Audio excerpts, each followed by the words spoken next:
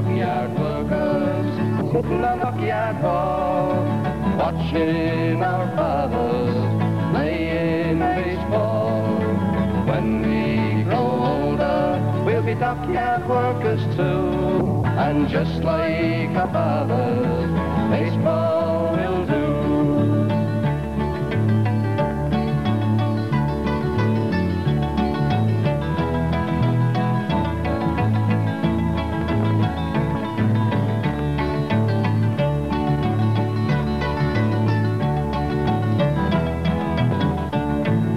This is British baseball being played in Wales, as it has been for the past 80 years.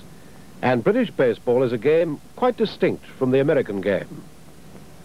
The origin of the British game lies in the ancient game of rounders, once played on every village green.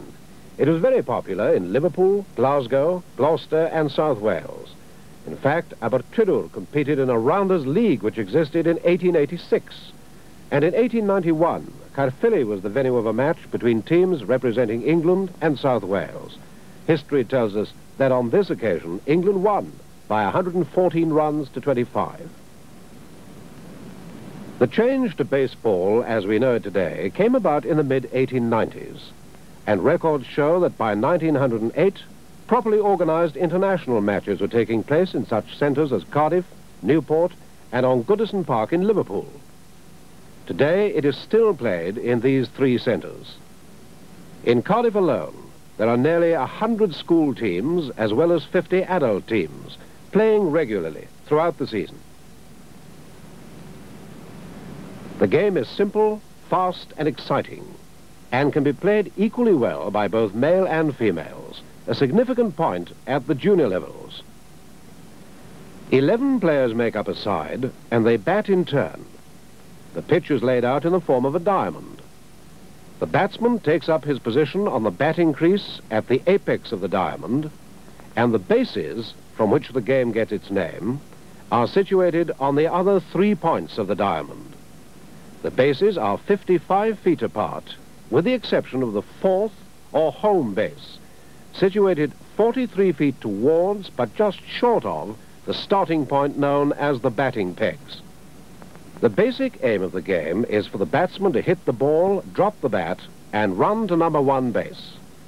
If he's hit the ball far enough, he may continue to run to number 2 and number 3 bases, and even back home to number 4 base.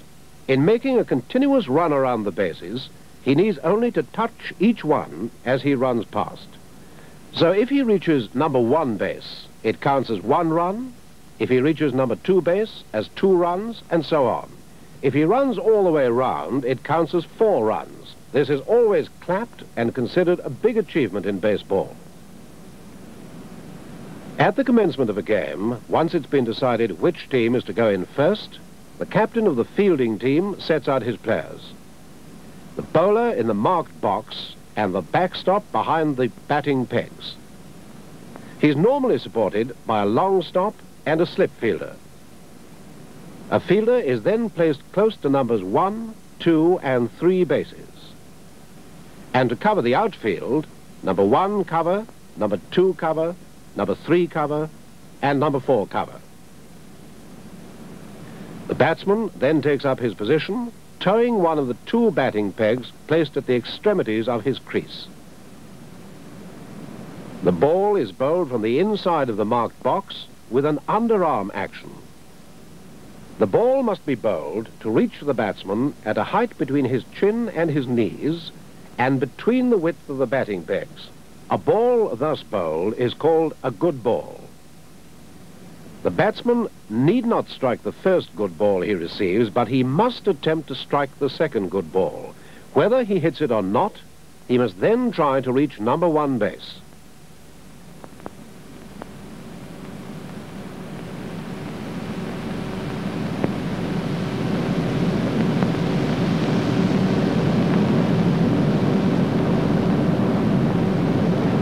To attempt to strike the second good ball means the batsman is given out. 2 goods. The goods need not be successive.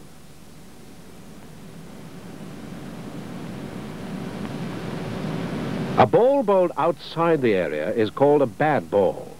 2 bad balls, whether successive or not, make an extra, and a run is credited to the batting side. A batsman can attempt to hit a bad ball, and once he has struck, must drop the bat and run. Often a player will strike and miss, but still gain number 1 base. The batting side is then credited with 1 bye. A batsman can be given out in the following ways. He strikes, misses, and starts to run to number 1 base. However, the backstop has gathered the ball and thrown it to the fielder on number 1 base, who touches the base with the ball before the batsman can touch it. He is given out, going to 1. The batsman strikes and hits the ball, which is, however, caught by a fielder. He is given out, caught. The batsman strikes, misses, and is struck on any part of the body by the ball, with the exception of either forearm. He is given out, hit. The batsman strikes, misses, and the ball is caught by the backstop, who quickly touches the batsman. He is given out, touched. Very often the batsman has reached number 1 base and then tries to run to number 2 base. The ball is thrown to the number 2 fielder, who touches the batsman with the ball. He is then declared run out. The batsman must hold the base he has reached. If he removes his hand from the base and is touched with the ball by a fielder, he is given out, not holding. The batsman can overrun the base after touching it. To return to it, he must remember to turn to the right.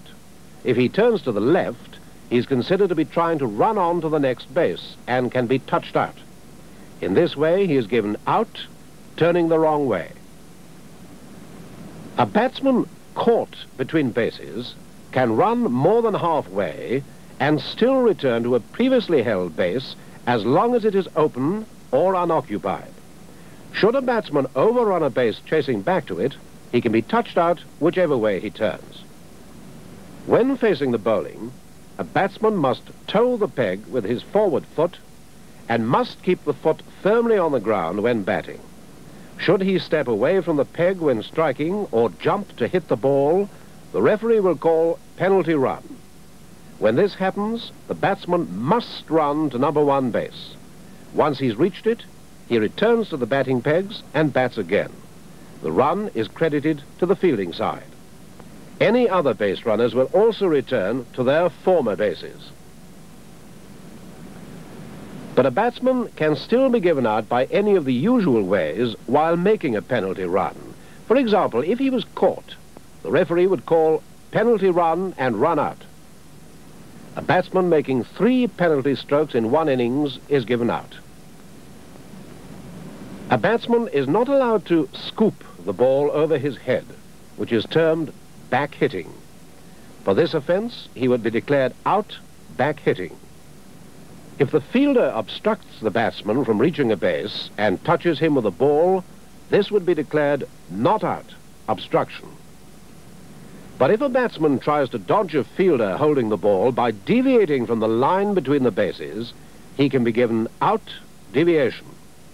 Deviation caused by backstop. The ball must be bowled underarm, and at the moment of delivery, the bowling arm must be within the width of the bowling box, and both feet must at all times be inside the limits of the box. Throwing in any form is not allowed. Any contravention of these rules is declared a no ball. If the batsman strikes and misses a no ball, he is allowed to claim 1 base, and the no ball is credited to his side. If, however, he has hit the ball, the runs so scored plus the no ball will be credited to his side. At no time during the game is the ball dead, so at any time the bowler may pass the ball to a fielder to attempt to run out a base runner. But the ball must then be thrown overarm. If the bowler false bowls to a fielder underarm for this purpose, it will be declared a no ball, and the base runner will be allowed to proceed to the base he was attempting to reach. When the last batsman of a side faces the bowler, the backstop has the opportunity to not only dismiss this batsman, but any other members of the side who may still be on or between bases. If the batsman strikes and misses, and the ball is caught by the backstop and placed in the batting diamond, situated by the batting pegs, all players who have not reached number 4 base are dismissed. The referee declares all out, and the innings is ended. If, however, a hit is made, it is up to the fielders to get the ball to the backstop to be placed in the diamond before a base runner can reach home base, which, if successful, will again terminate the innings. Should the base runner have reached number 4 base in time, he will then go in to bat again, and the process will be repeated until the backstop succeeds in placing the ball in the diamond before the home base is reached, when the innings is finally terminated. In this short film, it has obviously not been possible to cover all the finer details as set out in the official laws of the game. But it's hoped that the basic outlines have been suitably explained, and that it will create enough interest to encourage newcomers to take an active part in this game of baseball.